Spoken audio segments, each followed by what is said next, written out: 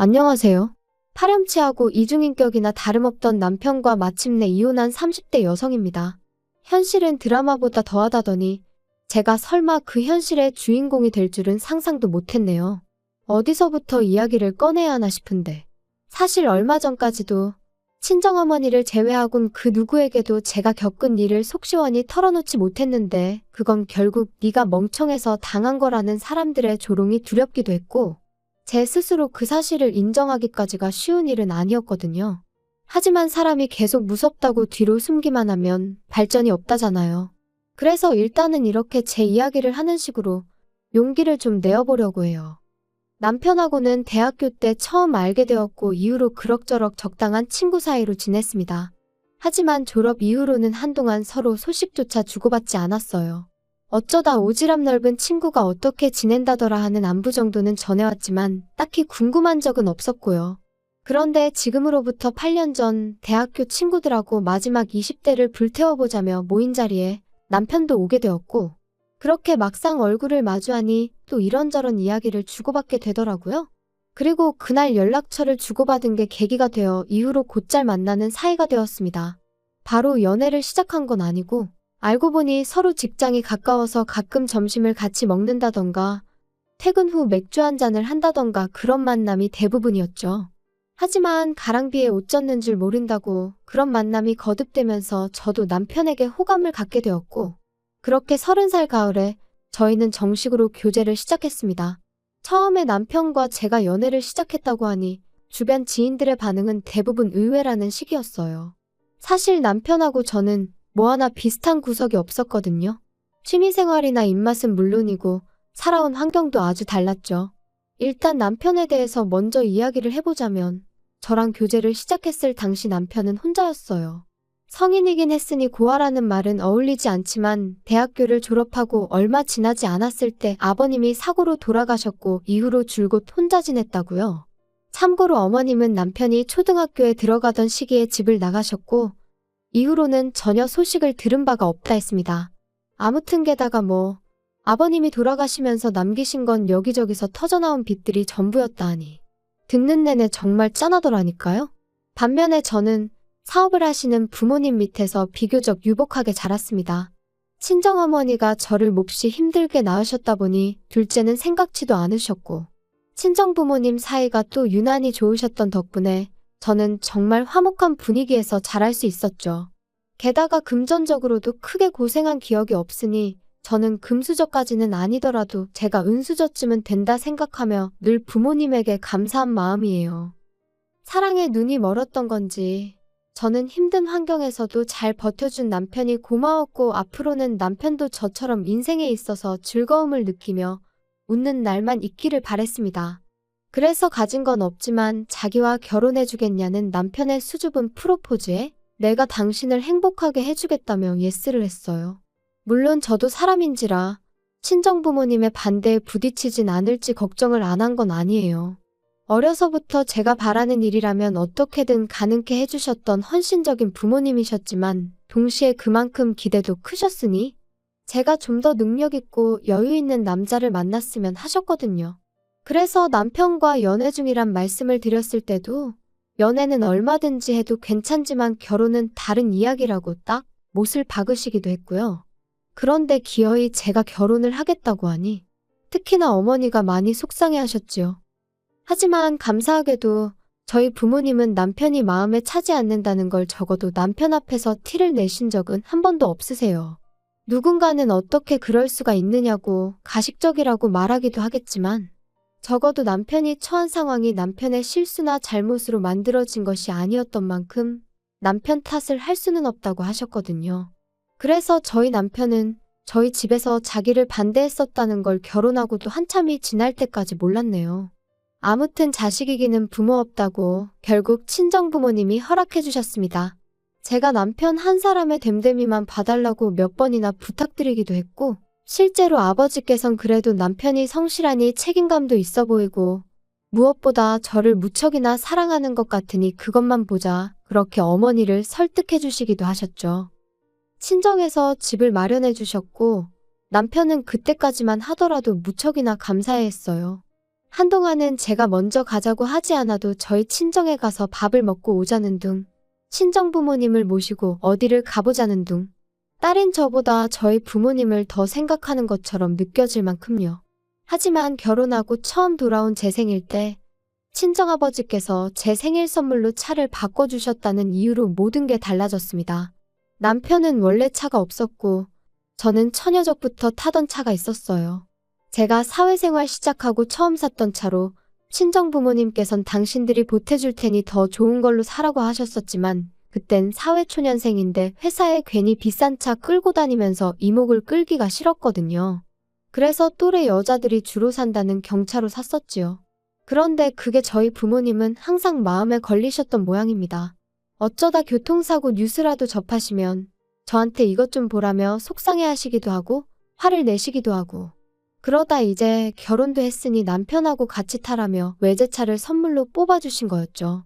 하지만 저는 먼저 알기는커녕 상상도 못했던 일이었기에 식사 자리에서 아버지께서 저에게 차키를 주시며 선물이다 하셨을 땐 정말 깜짝 놀랐네요.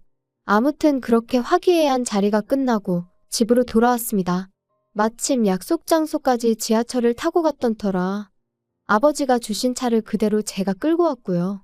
그런데 어째서인지 돌아오는 내내 남편은 평소와 달리 저에게 말 한마디 걸지 않았고 저는 뭐랄까 마음 한켠으론 찜찜했지만 그래도 애써 길어진 자리 때문일 거라고 생각했던 기억이 나네요. 하지만 집에 도착해서도 남편은 계속해서 어두운 얼굴을 하고 있었기에 더는 모른 척할 수도 없어서 오늘 많이 피곤했냐 물으니 그제서야 한다는 소리가 장인어른한테 서운해서 그래. 솔직히 너무하신 거 아니냐?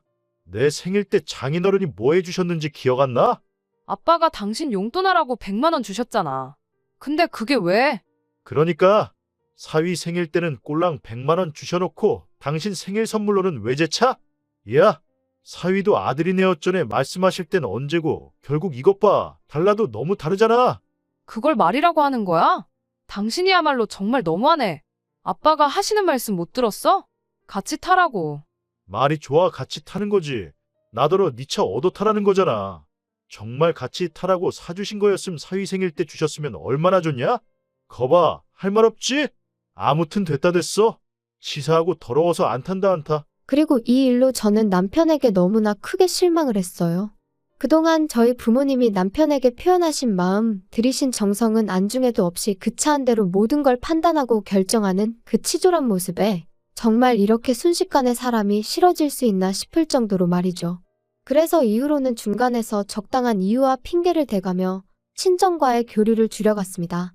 정확히 말하자면 남편이 저희 친정 부모님과 만날 일을 줄여나갔죠. 그런데 솔직히 말하자면 저는 달라진 상황에 남편이 좀 당황해하진 않을지, 혹시 자기가 했던 말과 행동을 후회하진 않을지, 그래서 저에게 미안하다고 한다면 한 번쯤은 봐줘야지 하는 마음도 있었거든요. 하지만 웬걸요. 남편도 보란듯이 저희 부모님한테 연락도 안 하고 한 번을 만나러 가자 소리도 전혀 안 하는 거예요. 제가 막말로 대리해도 뭐 그런 걸 바란 것도 아니었지만 원래 잘하던 사람이 그 한 번의 다툼 이후로 완전히 전에 없이 행동하니까 이게 내가 믿고 결혼한 남편이란 사람의 민낯인가 싶은 게 슬프고 속상하고 동시에 화도 나대요. 그러다 정말로 일이 터진 건 이후로 1년쯤 지났던 재작년 여름이었습니다. 언젠가부터 친정아버지가 자꾸 소화가 안 된다셔서 병원에 모시고 가니 그 결과는 충격적이었어요. 위암이셨거든요. 그리고 정말 화가 났던 건 바로 1년 전에도 내시경을 하셨었는데 그때 병원 측 실수로 아버지한테 잘못된 결과를 통보했었다는 거죠. 병원에서는 미안하게 되었다며 최선을 다해서 돕겠다 했지만 이미 손 쓸 새도 없이 상태가 나빠진 상황에서 그런 말이 무슨 위로가 되었겠어요? 아무튼 그런 거 저런 거 따지고 있을 시간이 없었습니다. 친정아버지는 바로 병원에 입원을 하셨고 그때부턴 모든 상황이 정신없이 흘러갔으니까요. 간병인을 쓰긴 했지만 그래도 대부분의 병간호는 친정어머니가 도맡아 하셨어요. 저는 회사를 관두고 아버지 사업을 살피기 시작했고요. 그리고 남편에게는 다른 건 바라지도 않는다고 제발 적어도 당신 먹은 거 설거지는 해놓고 집만 좀 깨끗이 써달라 했죠. 살림을 부탁한 것도 아니고 적어도 어지르지만 말아달라고요. 그리고 한 달에 한 번만이라도 비록 우리 사이가 예전 같지는 않지만 그래도 아버지 면회는 와달라고 했는데 결론부터 이야기하자면 제가 부탁한 건 하나도 들어주지 않았습니다. 남편은 그 당시 회사에서 해고를 당하고 집에만 있었으니 돈 버느라 바쁘고 뭐 그런 것도 아니었는데 말이에요. 참고로 한 번은 제가 정말 너무한 거 아니냐고 따지니 저희 아버지가 자기 감기 걸렸을 때 전화 한 번 하신 적 있냐면서 적반하장으로 나오는데 기도 안 차대요. 게다가 말이 나왔으니 말이지만 언젠가는 저희 친정어머니가 아버지 병간호를 하시다가 넘어지셔서 일주일 정도 입원을 하셨거든요. 그래서 그때도 제가 두 분 다 병원에 계시니 한 번은 얼굴을 비추라 했는데 시부모님이 자기한테 먼저 전화를 한 번 주실 수 있는 거 아니냐는 둥, 사위가 간다고 무슨 도움이 되겠냐는 둥. 그때는 정말이지 이따위로 할 거면 그냥 이혼하자 하고 싶은 걸 꾸역꾸역 참느라 죽는 줄 알았네요. 한편 1년여간의 투병 끝에 아버지는 세상을 떠나셨습니다. 사람들은 사위인 남편이 상주 노릇을 해야 하는 거 아니냐 했지만 저는 제가 하겠다고 했지요. 그리고 제가 이런 말 하는 게 어떻게 들릴지는 몰라도 남편도 말이라도 자기가 하겠다 그러지도 않았어요. 완전히 무슨 남의 동네 불구경하듯 하는데 오죽하면 친정어머니와 이모님들도 사람이 어쩜 저럴 수가 있냐며 혀를 내두르실 정도였다니까요. 그런데 남편의 황당한 짓거리는 여기서 끝이 아니었습니다. 장례는 끝났지만 저도 친정어머니도 쉽게 나아지지 않는 상황이었어요. 특히나 친정어머니는 계속해서 당신이 조금만 더 아버지의 건강을 유심히 챙겼다면 이렇게 떠나시는 일은 없었을 거라며 자책을 하셨는데 저는 그런 어머니를 위로하면서 동시에 계속해서 아버지가 하시던 사업을 이끌어 나가야 했기에 안팎으로 정신이 하나도 없었죠. 그리고 남편은 그때까지도 이따금씩 지인의 사무실에 나가서 자기 용돈이나 벌어오는 수준이었던 데다가 그나마 그것도 하는 일이라며 집안일에는 요만큼도 관심이 없었으니 저로서는 정말 어디 하나 마음 기댈 곳 없이 힘겨운 하루하루를 이어가야만 했습니다. 그런데 그러던 어느 날 남편이 저에게 소개할 사람이 있다고 하더라고요. 그리고 저는 순간이지만 이 와중에 어디서 혹시 애까지 낳았나 싶은 게 정말 말 그대로 가슴이 철렁했네요. 그런데 그렇게 소개받게 된 사람은 다름 아닌 나이가 지긋하신 저희 친정어머니와 비슷한 또래로 보이는 여사님이셨죠. 그리고 그 여사님이 남편의 어머니, 그러니까 낳아주신 친어머니라는 사실을 알기까진 오랜 시간이 걸리지 않았습니다. 두 사람이 나란히 앉아있는데 부리부리한 눈이며 얇은 입술까지 무슨 복사기로 찍어낸 듯 꼭 닮아 있었으니까요. 아무튼 상황 자체가 어이가 없었던 게 솔직한 제 심정이었어요. 바람나서 집 나간 어머니라고 자기는 어머니를 생각하면 그리움은 일절없고 분노만 치민다고 했던 사람이 뭐가 그렇게 좋은지 희죽거리고 있는 게 저는 겪어본 적 없는 상황이었으니 쉽사리 뭐라 말할 순 없었지만 묘하게 황당한 기분까지 들더라니까요. 게다가 어머님이란 분은 처음부터 저에게 반말로 네가 내 아들 마누라냐, 내 며느리냐 해가시며 눈물을 다 보이셨는데 제가 심보가 꼬인 건지 어쩐 건지는 몰라도 어째서 제 눈엔 그저 쥐어짜내시는 걸로밖에 안 보이더라고요. 아무튼 그렇게 얼떨떨한 만남을 갖고 집에 돌아와 제가 남편에게 언제부터 어머님하고 연락을 주고받은 거냐 물었습니다. 그랬더니 한반년쯤 되었다면서 어머님이 먼저 연락을 해오셨다대요? 그러면 안 되는 줄 알지만 사람을 사서 남편을 찾아내셨다고요. 그리고는 뭐 지난 과거는 당신이 다 미안하다며 남편더러 이제부터라도 잘 지내고 싶다. 이젠 죽는 날까지 네 엄마로만 살다 가겠다 뭐. 한마디로 자식으로서 듣고 싶을 법한 말들은 다 하셨던 모양인지. 남편이 말하길 이제라도 좀 잘 지내볼까 싶다는데 솔직히 이러쿵저러쿵 말도 하고 싶지 않았어요. 그래서 알아서 하라니까 저더러 한다는 소리가 알아서 잘하랍니다. 세상에 하나뿐인 시어머니라고 예의 있게 행동하라고요. 어이가 없어서. 그럼 당신은 뭐 장인어른이나 장모님은 둘셋씩 있어서 끝까지 그따위로 행동했어? 야, 말은 똑바로 해라. 장인어른이랑 장모님이 먼저 나를 홀대하셨으니까 나도 똑같이 한 것뿐이거든. 그런데 우리 어머니가 뭐 너한테 서운하게 한 거 있냐? 그런 거 없으니까 너는 나랑 상황이 다르지. 제대로 잘해드려. 며느리들이 그런 거 인터넷에 찾아보면 나올 거니까 공부도 좀 하고. 어이가 없다. 막말로 가진 거 쥐뿔도 없는 당신 받아준 우리 부모님한테 그게 할 소리야? 홀대를 하셨다고? 밴댕이 소갈딱 찐 건 알고 있었는데 진짜 그렇게 생각을 하고 있었다니 정말 기도 안 차네. 됐어. 나한테 며느리 도리고 나발이고 바라지도 마. 바랄 걸 바래야지. 넌 진짜 말을 그따위로밖에 못하냐? 뭐 밴댕이 소갈딱지? 내가 누구 때문에 이렇게 됐는데? 솔직히 하루에도 12번. 정말이지 이혼 생각을 안 한 날이 없었습니다. 하지만 친정아버지가 돌아가신 지도 얼마 안 되었는데 딸인 제가 이혼까지 한다면 이러나 저러나 사람들 입방아에 오르내릴 게 뻔했고, 친정어머니도 저희 부부가 갈등을 겪고 있다는 사실은 알고 계셨지만 이혼은 안 했으면 하시는 눈치셨거든요. 그래서 정말 꾹꾹 참을 인자를 그려가며 어떻게든 버텨보려고 했어요. 게다가 남편도 드디어 정신을 차렸던 건지 살살 제 눈치를 살피며 예전과는 다른 모습을 보이기도 했고요. 그래서 아직 우리 사이에 희망이 남아있나 싶었는데 그건 순전히 제 착각이었습니다. 잘 짜여진 판에 하마터면 제가 놀아날 뻔했던 거죠. 남편이 저더러 모처럼 바람이나 쐬러 가지 않겠냐 물었고, 저는 이 인간이 뭘 잘못 먹었나 싶으면서도 그런 남편의 제안이 싫지만은 않았어요. 그래서 못 이긴 척 따라 나갔는데, 그렇게 도착한 장소에는 예상 밖의 인물이 저희를 기다리고 있었습니다. 바로 남편의 생모, 그러니까 어머님이셨지요. 황당해서 남편을 쳐다보니 어머님을 만나자고 하면 제가 안 나올 것 같아서 그랬다나요? 마음 같아선 확 돌아서서 나오고 싶은 걸 그러면 보나마나 또 제 가정교육을 운운하겠구나 싶어서 일단 자리에 앉았습니다. 아이고 나와줘서 고맙다. 오늘 내가 너랑 얘기 좀 하려고 아들한테 자리 좀 만들어 달라고 그랬어. 그럼 차라리 전화를 하시지 그러셨어요. 그나저나 하실 말씀이. 내가 우리 현철이랑 떨어져 지낸 세월이 20년도 넘어. 그런데 이게 너는 애를 아직 안 낳아봐서 모르겠지만 이 모정이란 게 잊으려고 한다고 잊혀지는 게 아니야. 하루가 멀다 하고 우리 아들이 눈앞에서 아른아른 아이고 그때를 생각하면 정말이지 내가 어떻게 살았나 몰라. 정말 죽지 못해 살았다는 그 말이 딱이라니까. 그래서 내가 결심을 했다. 근데 네가 좀 도와줘야 돼. 무슨 결심을 하셨는데 제가 도와드려요? 그런 이야기라면 아드님하고 하시는 게 빠르실 텐데요. 너는 뭘 그렇게 매정하게 말을 하냐? 시애미가 말하는데. 내가 너네 사는 동네로 이사를 올까 싶다. 마음 같아선 같이 살자고 하고 싶지만 그럼 너가 불편해서 싫다 할 거 아니냐. 요새 젊은 여자들이 시애미랑 사는 거 안 좋아하는 거 나도 다 알아.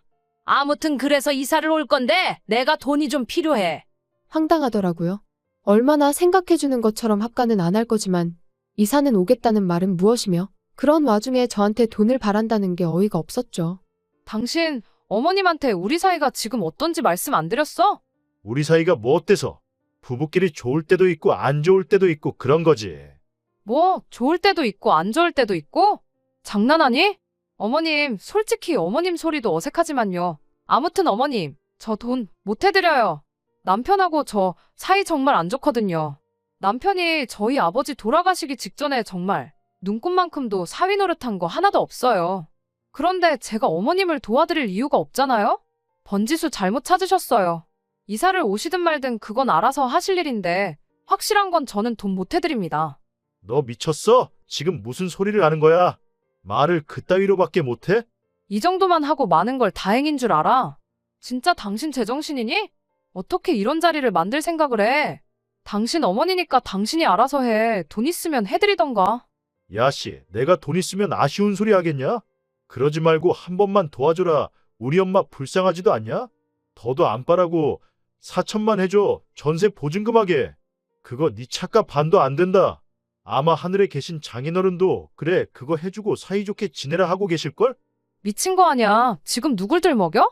절대 못 해줘. 아니 안 해줘. 내가 돈을 믹서기에 갈아버리면 갈아버렸지. 너한테는 안 줘. 진짜 날강도가 따로 없네.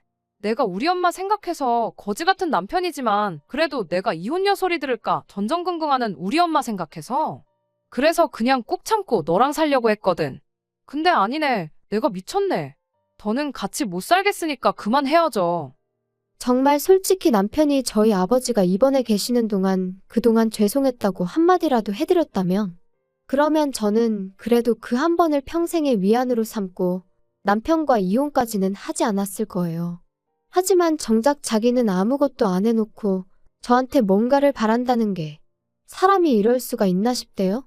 게다가 어머님이란 분도 막말로 남편을 키우다 빚을 지신 것도 아니고 듣자 하니 죄다 외도와 사기를 당한 탓에 그 꼴이 되셨던 건데 그저 남편의 어머니란 사실 하나로 제가 다 해드려야 한다는 게 아무리 생각해봐도 도무지 납득이 되질 않더라고요. 그래서 결국 제가 먼저 오늘 어머님이 하신 말씀은 못 들은 걸로 하겠다며 자리에서 일어났습니다. 남편에게는 갈라서 자는 내 말은 홧김에 내뱉은 게 아니라 진심으로 한 소리니 그런 줄 알라 했고요. 그리고 저는 택시에 올라타 그 길로 곧장 강남으로 향했습니다. 몇 번이나 이혼을 하고 싶었고 그때마다 여러 자료를 찾아봤던 탓에 어디로 가야 할지 확실히 알고 있었으니까요. 그리고 그때부턴 친정어머니의 체면과 걱정보다는 제 인생만 생각하기로 했지요. 그래서 어머니께도 알리지 않고 이혼 소송을 진행해 나갔어요. 사실 어떻게든 협의 이혼 쪽으로 하고 싶었는데 남편이 자기가 죽으면 죽었지 이혼은 못한다고 버텨대는 통에 정말 몇 달 동안 얼마나 가슴앓이를 했는지 모릅니다. 아무튼 지리했던 싸움의 결과는 당연히 제가 이겼지요. 남편은 빈몸으로 제 집에서 나갔고 어쩌다 저랑 이혼하게 된 건지는 이제 곧 친구들도 알게 될 거예요. 지도 지가 너무했다 싶은 건지 아니면 무슨 꿍꿍이가 있는지 따로 들려오는 이야기는 없지만 한편 남편은 결국 어머님하고 같이 사는 것 같아요. 근데 꿈에도 그리워하던 아들이 개털인 걸 아시면 그래도 어머님이 좋다고 남편하고 살고 싶어 하실까 궁금하긴 하네요. 아무튼 여러분 주변 분들 중 혹시 하나를 해주면 고마운 줄 모르고 두 개를 바라는 그런 분들은 없겠죠? 혹시나 있으시다면 저는 과감히 그런 사람들은 멀리하시라고 조언하겠습니다. 세상에 그 어떤 것도 당연한 건 없는데 그 상식조차 모르는 사람을 곁에 두어서 여러분께 득이 될 일은 없을 테니까요. 그나저나 오늘은 다시 포근한 날씨네요. 즐거운 주말 되시길 바라겠습니다.